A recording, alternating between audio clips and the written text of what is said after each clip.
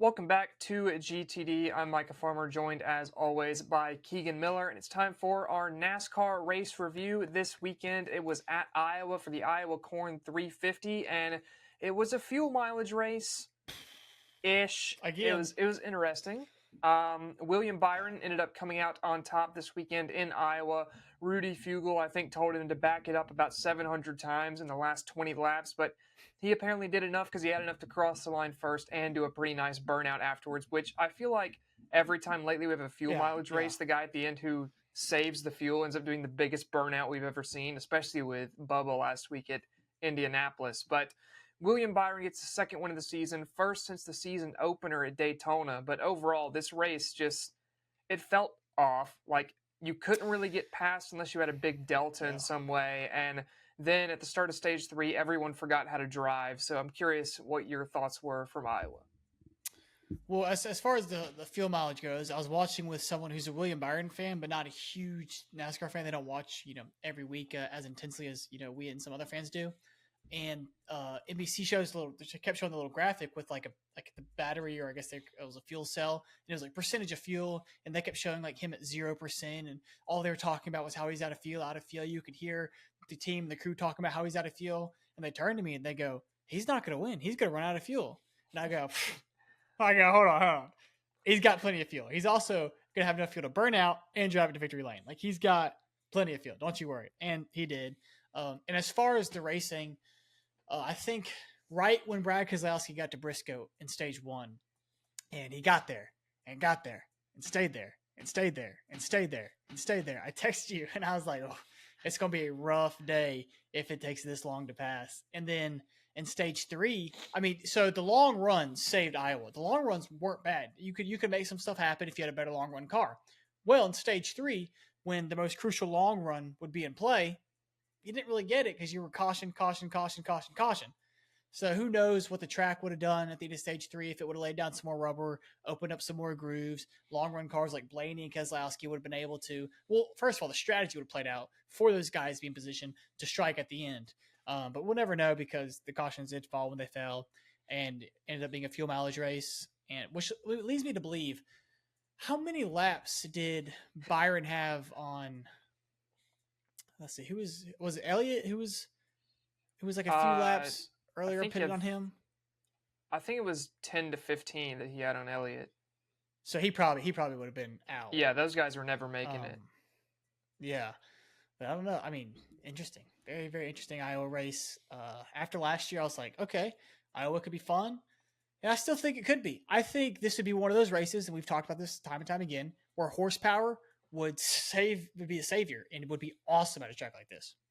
Yeah, the 2014 Gen 6 car where it had the massive horsepower, I think would be a ton of fun on tracks like this. Those cars, they didn't always offer the best side by side action like you get with the next gen, where they're side by side the entire time, but also you can't Right. go anywhere with the next gen because you Yeah. can't get momentum. There's the aero wash, and it's just really hard to do anything. But you mentioned the struggle to pass early in the run. It felt like once you got to about lap 15, people kind of were where they were until about lap 55 of the run.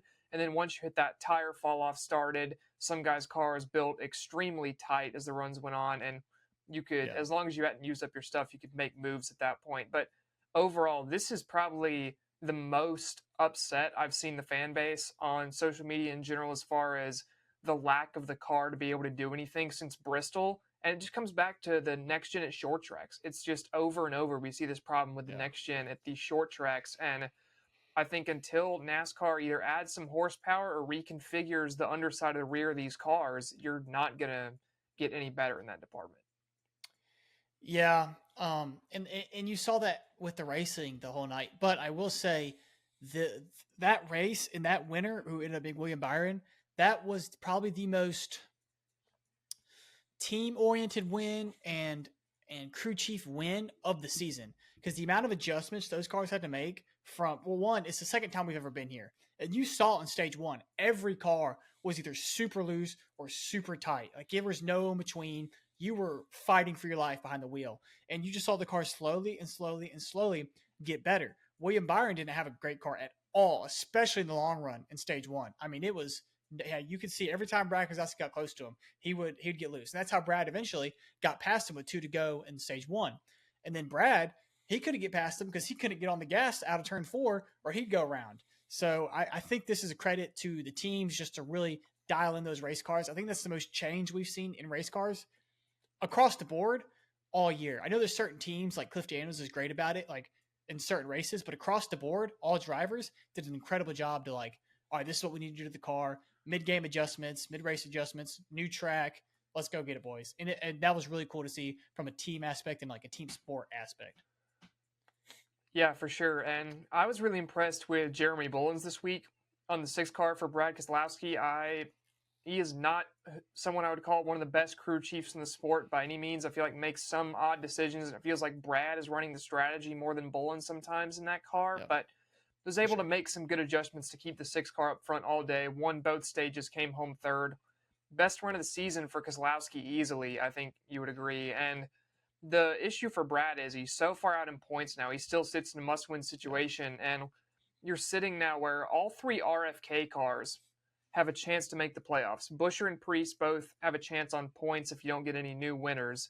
And then Brad Keselowski obviously is a great plate track racer. And we go to Daytona in a couple weeks. Chris Buescher is great at the road courses, was great and won Watkins Glen last year. That's where we had this week. And then Ryan Priest was actually my race pick this week for Iowa and didn't end up getting it done, but was in the top 5 for a lot of the day. So RFK, I think, is going to be interesting to watch in the next few weeks, what kind of speed they can bring, which, if any of them get into the playoffs, which one it's going to be. Because if a Michael McDowell turns up and wins Watkins Glen next week, all of a sudden it's just Tyler Reddick and Alex Bowman in on points. And now that the 48 kind of has that streak of the year where they had 1 million DNFs, it felt like now that they have that out of their system, I think it's going to be hard for any of the RFK guys to pass the 48 on points.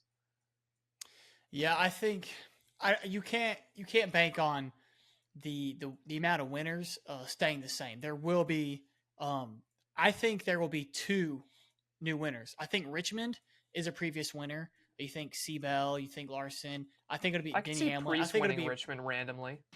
Priest likes these tracks, but randomly, right? Like if you're banking on like two tracks, it's going to be Watkins Glen, hopefully anybody other than SVG, and then Daytona. I mean, it's Daytona, so someone's winning Daytona that hasn't won. You say that, but Austin Dillon won Richmond last year. I know he won it by committing acts of terrorism, but the fact is he ran up in the top 3 all night. So you never know if that's I don't disagree with you. I mean, you could very easily have 10th at Iowa. So yeah, you can very easily have Reddick 3 fan, wins. I'm terrified because if Tyler Reddick, I would look at Watkins Glen as a great chance for him to win normally, but now that SVG's here, I can't expect him to win Watkins Glen. And you look at the last 2 races, if SVG has a breakdown and some other road course ringer wins Watkins Glen, then an Austin Dillon or a Ryan Priest wins Richmond, and then whoever wins Daytona, suddenly Tyler Reddick is out of the playoffs despite being 6th in points. And that's not a fun situation to be in. Yeah, even if you're Tyler Reddick and you got that really good point lead, like where if you only get 1 or 2 winners, you're in.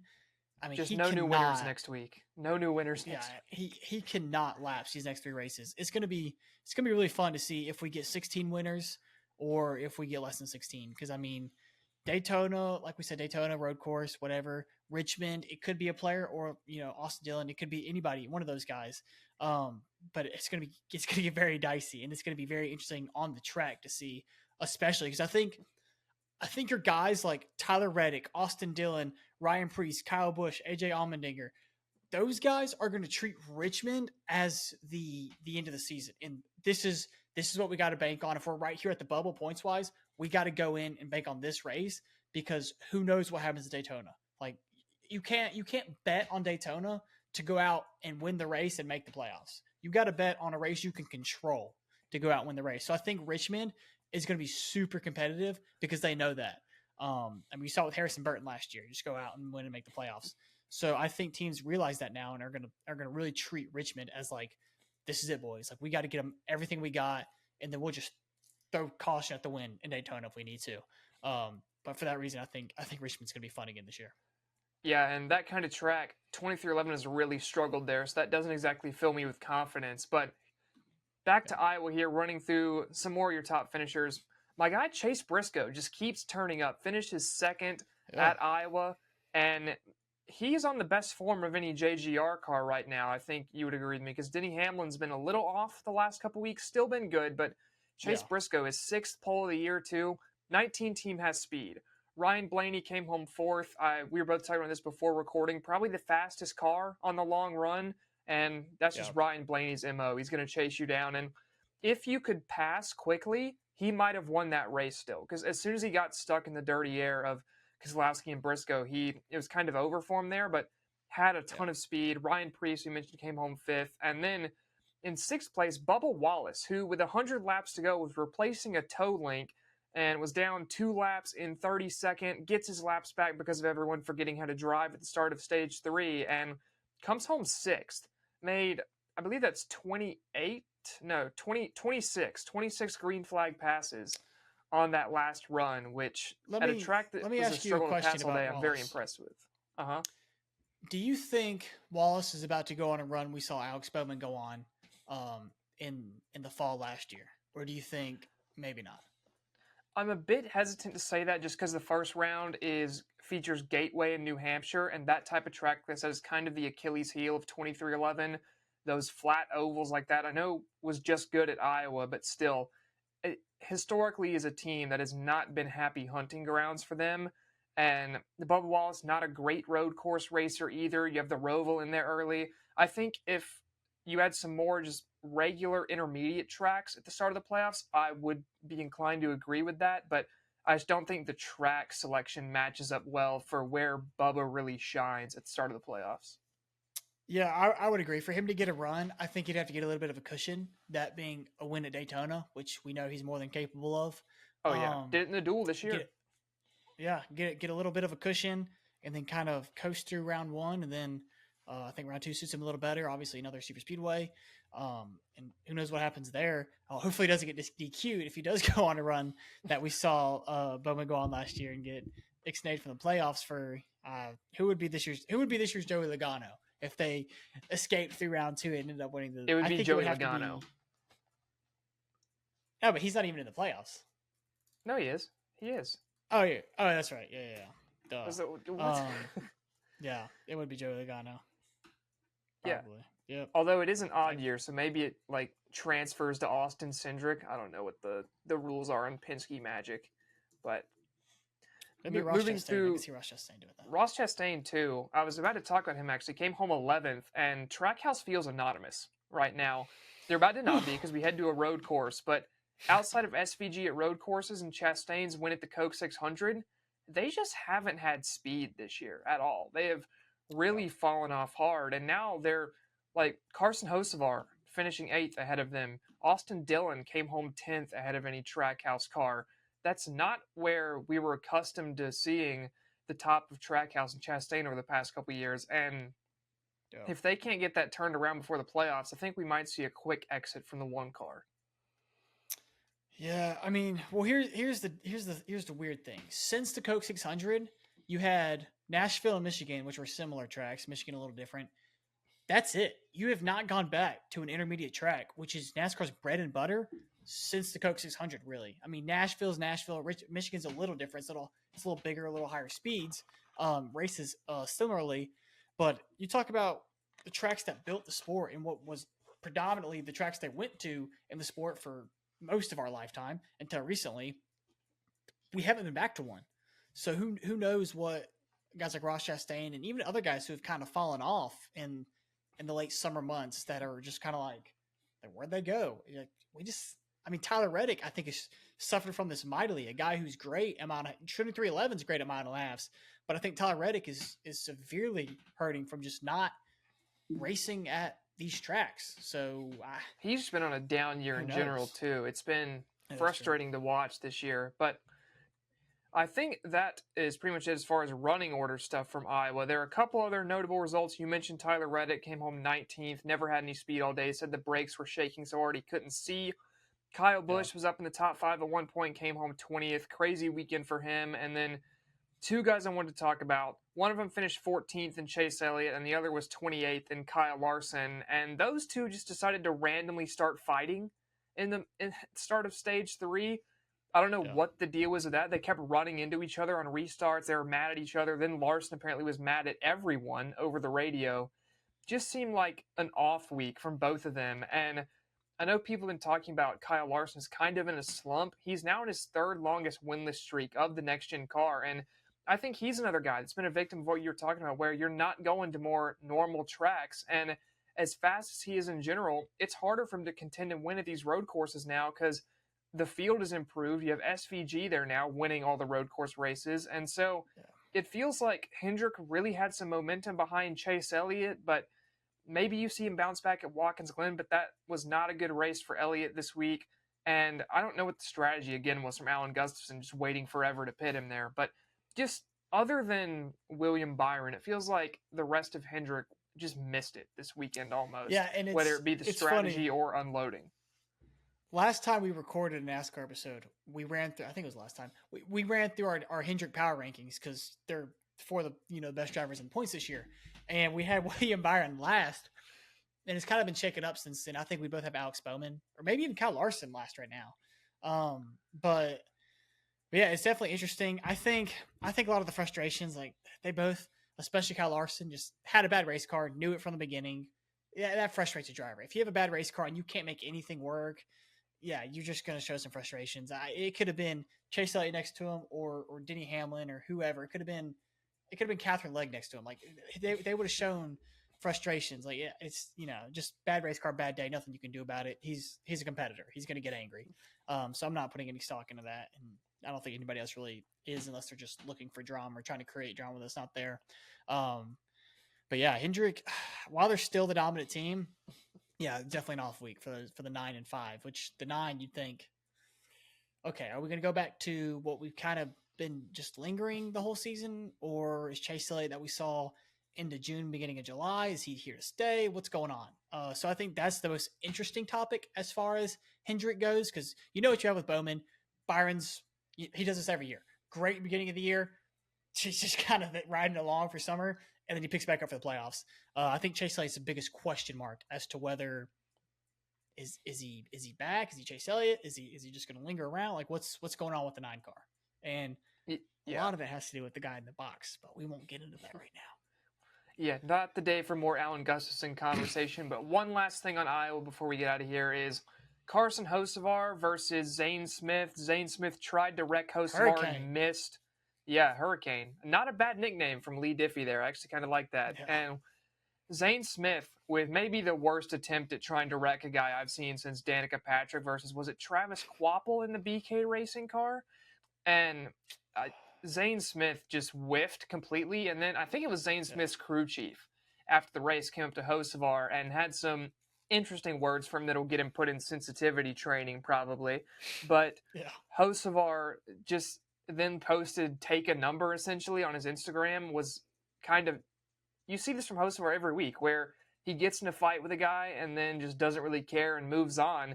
And I don't get why Zane Smith was this upset. I get Hocevar got into him, but at that point in the race, everyone was getting into anyone and everyone around him. And also, why is it the crew chief coming to Hocevar and not Zane Smith himself? The whole thing just seemed odd to me.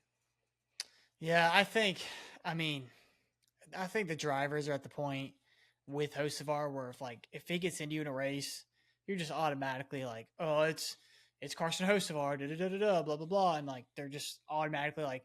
And I don't think it was necessarily Zane Smith, but when something like that happens, your spotter's talking and your crew chief's like, that freaking Hocevar kid again, and it just gets in your head, and you're like, yeah, screw that guy, and you're just whatever. But if I think three more incidents like this, and then this one's not even close to the worst we've had with Hocevar, but I think 3 more like this, and you'll see somebody, probably Gregson, maybe Busch, you'll see somebody do something on the track. Not bad, to get suspended, but somebody's definitely going to send him a message. And maybe he needs it. I don't think so right now. I think he's done a lot better last few weeks. I think Iowa was just how the track was racing. But I'm not putting too much stock in this one either. And neither is Hocevar, I don't think. Yeah, he's definitely not for sure, but he'll probably be off the grid a bit more as we head to another track with right turns next week, as he himself has said that's not really his favorite place to go. But overall, pretty, I would say, solid Iowa weekend. Definitely not a great race, but at least there was intrigue with the kind of, are they fuel saving? Are they not? What's going on with William Byron at the front? But Byron, again, second win of the season, more playoff points in the bank for the 24. Right back up there for the regular season championship, has retaken the lead over Chase Elliott actually for the regular season championship as we head towards Watkins Glen. But just 3 races left now before the playoffs. If you want to see our Watkins Glen preview, that'll be out later this week. If you want to see me get mad at Ferrari about the Hungarian GP, that'll be out this week too. And then we'll have an MLB episode breaking down the Speedway Classic and the wrap up of the trade deadline. But for now, that's been Keegan. I've been Micah, and we'll see y'all next time on GTD. Adios.